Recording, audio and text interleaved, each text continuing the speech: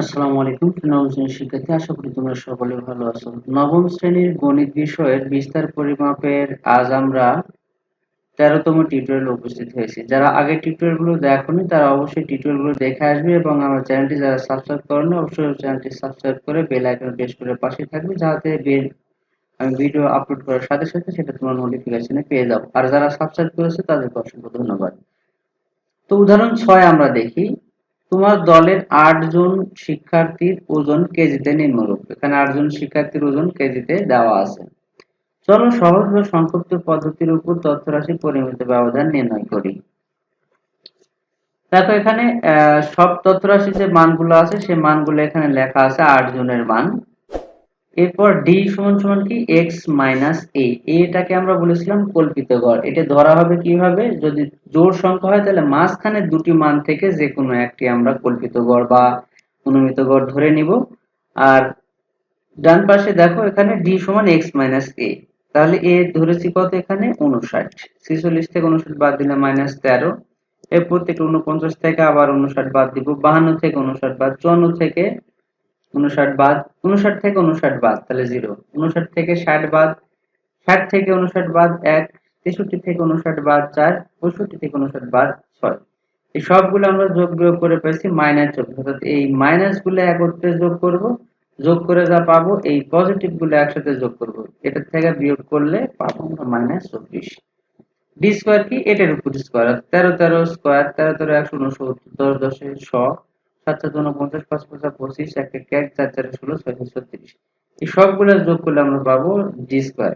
আর যোগ করা মানে হচ্ছে সামেশন, সামেশন ডি স্কয়ার সমান সমান 396। এখন আমরা এখানে অনুমিত গড় ধরে নিয়েছি 59, মোট গড় সংখ্যা 8 এখানে দেওয়া আছে। সামেশন ডি সমান -24, ডি স্কয়ার সমান 396। তাহলে পরিমিত ব্যবধানের সূত্র সংক্ষিপ্ত পদ্ধতিতে sigma equal root over summation D square by N minus summation D by N এর উপর হোল স্কয়ার। এটার মান পেয়েছি 396 ভাগ 8, আর এটার মান পেয়েছি -24 ভাগ 8। এই দুটি ভাগ করার পর আর মাইনাস এটা দুটি হচ্ছে আমার ভাগ করে তাকে বর্গ করে বিয়োগ করার পর পেয়েছি 40.5। 40.5 কে রুট করলে পাবো 6.36। তো এখানে একটি আমরা মাথা খাটার দুটি বিষয় আছে, এই দুটি বিষয় আমরা দেখি যে পরিমিত ব্যবধান ঋণাত্মক হয় না কেন, 1 নাম্বার। 2 নাম্বার আছে কোন ক্ষেত্রে পরিমিত ব্যবধান সর্বনিম্ন হবে। চলো আমরা এটি দেখি। তো দেখো 1 নম্বরের সমাধান, কোন তথ্য সারির মানগুলো হতে গাণিতিক গড়ের ব্যবধান বর্গের সমষ্টিকে মোট গণসংখ্যা বা পদ সংখ্যা দ্বারা ভাগ করলে যে মান পাওয়া যায় তাকে ভেদাঙ্ক বলে। আর ভেদাঙ্কের ধনাত্মক বর্গমূলকে পরিমিত ব্যবধান বলে। অর্থাৎ পরিমিত ব্যবধান সমান সমান প্লাস ভেদাঙ্ক, অর্থাৎ ধনাত্মক মান। আমরা জানি ভেদাঙ্ক সর্বদাই ধনাত্মক হয়, আর ভেদাঙ্কের বর্গমূল ঋণাত্মক বা ধনাত্মক বা ঋণাত্মক উভয় হতে পারে। যেহেতু পরিমিত ব্যবধান হল ভেদাঙ্কের ধনাত্মক বর্গমূল, সুতরাং পরিমিত ব্যবধান সর্বদাই ধনাত্মক হবে, কখনো ঋণাত্মক হবে না। 2 নম্বর বলছে কোন ক্ষেত্রে পরিমিত ব্যবধান সর্বনিম্ন হয়। ব্যাখ্যা, আমরা জানি পরিমিত ব্যবধানের সূত্র sigma equal root over summation x minus x bar whole square by n। যেহেতু পরিমিত ব্যবধান ঋণাত্মক হতে পারে না, সুতরাং পরিমিত ব্যবধানের সর্বনিম্ন মান হবে 0, অর্থাৎ সিগমা ইকুয়াল 0। তাহলে এখানে সিগমা ইকুয়াল 0 মানে root over summation x minus x bar whole square by n সমান সমান 0। 0 করলে এই রুটটা যদি এই রুট আর স্কয়ারে কেটে যাবে, কেটে গেলে কি থাকবে, সামেশন xi মাইনাস x বার উপর হোল স্কয়ার ইকুয়াল 0। এই n টা বাম পাশে ভাগ আছে, ডান পাশে গুণ হয়ে যাবে, 0 এর সাথে গুণ হয়ে গেলে 0ই হবে। সামেশনটা যদি তুলে দিই তাহলে দেখো এখানে রুট ওভার সামেশন তুলে দিলে কিন্তু আর বর্গ থাকে না। অর্থাৎ এই কাজটি কিন্তু আমরা আগের কোনো এক টিউটোরিয়ালে দেখেছি। তাহলে xi মাইনাস x বার ইকুয়াল 0, তাহলে x1 ইকুয়াল xi ইকুয়াল হচ্ছে x বার। তাহলে x1 x2 x3 x4 x5 সবগুলোর মান কিন্তু হবে x বার। এখানে সেই কথাটি লেখা আছে। সুতরাং পুরো তথ্য সারির মানগুলো পরস্পর সমান হলেও পরিমিত ব্যবধান সর্বনিম্ন কত হবে, 0 হবে। গাণিতিক ভাবে একটু ব্যাখ্যা দেওয়া যায়। তো গাণিতিক ব্যাখ্যা, ধরি কোনো তথ্য সারির মানগুলো xi ইকুয়াল 6 6 6 6। এখানে x1 equal 6, x2 equal 6, x3 equal 6, x বার ইকুয়াল কিন্তু এখানে তাহলে মান বের হয়েছে 6। এক্ষেত্রে তথ্য সারির পরিমিত ব্যবধান গড়ের মানও কিন্তু বের হচ্ছে 6, তত সারি পরিমিত ব্যবধান হবে কি সামেশন, এখানে i এর মান হবে 1 থেকে 4 পর্যন্ত xi মাইনাস x বার অল স্কয়ার। এর কিন্তু রুট থাকবে, রুটটি কারণ বশত নাই, এখানে একটা রুট হবে। অতএব xi 1 এর xi minus x bar square plus x2 minus x bar square dot dot n পর্যন্ত মানে চারটি মান আছে, চারটি মানই হবে। সবগুলা মান হবে 0, 0 থেকে ভাগলে 0 হবে, অর্থাৎ সবগুলো মান কিন্তু এখানে দেখো 0 আসছে। এই ভিডিওটি আমরা কিন্তু আগেও দেখেছি। সুতরাং আমরা বলতে পারি তথ্যের মানগুলো পরস্পর সমান হলে পরিমিত ব্যবধান শূন্য হবে। এখন আমরা 7 নাম্বার দেখব যে ফাইনাল ম্যাচের নিবেশন। এই অঙ্কটি আমরা কিন্তু আগেও করলাম, ওই একই একটা অঙ্ক দিয়ে বারবার করা হচ্ছে। সহজ পদ্ধতি বা সংক্ষিপ্ত পদ্ধতিতে কিভাবে করা যায় সেটি আমরা দেখব। ওই 1 থেকে 4 পর্যন্ত 24, 5 থেকে 8 পর্যন্ত 32, এটি আমরা কিন্তু আগেও দেখেছি। ঠিক একইভাবে গণসংখ্যা সারণী তৈরি করব। এই মানগুলো আমাদের যে অঙ্কে দেওয়া ছিল সেই মানগুলো বসাইছি, শ্রেণীর মধ্যবিন্দু দুটি মান যোগ করে তাকে 2 দ্বারা ভাগ করলে যেটা পাবো সেটি এই মধ্যবিন্দুগুলো আমরা ধরা হয়েছে। এর আগেও আমরা এটি করেছি। এরপর হচ্ছে রান সংখ্যা, এটা 24 মানে গণসংখ্যা, মোট গণসংখ্যা যোগ করে 160। এরপর হচ্ছে দেখো ডি, এখানে ডি বলতে আমরা একটু কল্পিত গড় ধরে নেব। দেখো এখানে সমান সমান মান আছে, বেজোড় মান, অর্থাৎ উপরে দুইটা এবং নিচে দুইটা বাদ দিলে মাঝখানে একটি মান থাকবে, সেটাকে আমরা কল্পিত গড় ধরে নিয়েছি বা অনুমিত গড় ধরে নিয়েছি। নেওয়ার পর এখানে ডি এর সূত্র কি x মাইনাস a, অর্থাৎ xi হবে। এখানে xi মানে যে এই মানগুলা, আর এখানে a এর মান হচ্ছে এই যে এইটা কল্পিত গড় বা অনুমিত গড়, আর এই হচ্ছে শ্রেণী ব্যবধান 5। 1 থেকে 4 পর্যন্ত 1 2 3 4 5 এভাবে মিলিয়ে দেখবা। আবার 5 থেকে 8 পর্যন্ত 5 6 7 8, তাহলে কত হচ্ছে 4, চারটি মান আছে। h এর মান কত 4। এখানে 2, অর্থাৎ যেটা মান ধরবো সেটা আমি আগে বললাম যে এটা 0 হবে, উপরে 1 করে বাড়বে, নিচে 1 করে বাড়বে। উপরে 1 করে বাড়বে মানে -1 -2 -3 বাড়তে থাকবে, নিচে তাই হবে। এখন fd, এই যে f আর d এখানে দুটি গুণ করতে হবে, 24 গুণ 2 32 গুণ 1 36 গুণ 0 38 গুণ 1 30 গুণ 2।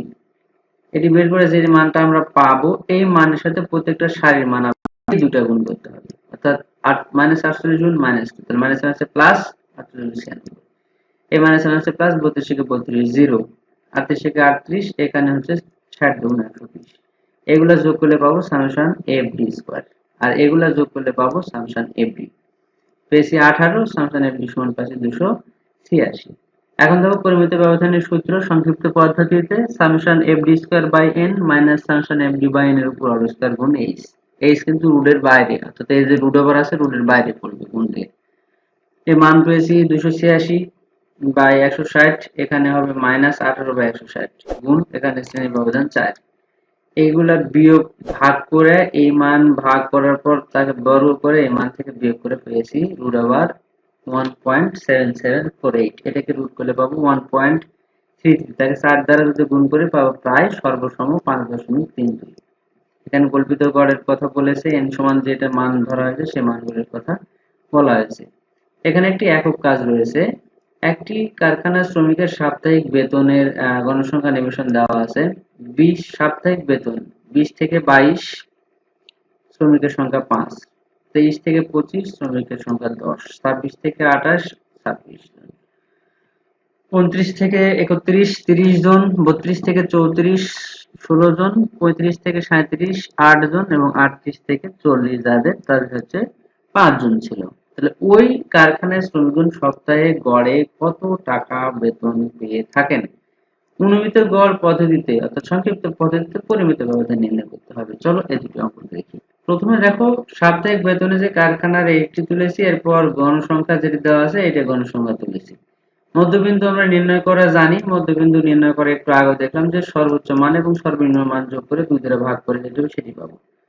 আর পরের ক্ষেত্রে শ্রেণী ব্যবধান যেটি সেটি কিন্তু আমরা যোগ করলেই পেয়ে যাব। এখানে শ্রেণী ব্যবধান দেখো 3, তাহলে প্রথমে পেয়েছি 41, 41 এর 3 গুলো 24 27 এভাবে যোগ করেছি।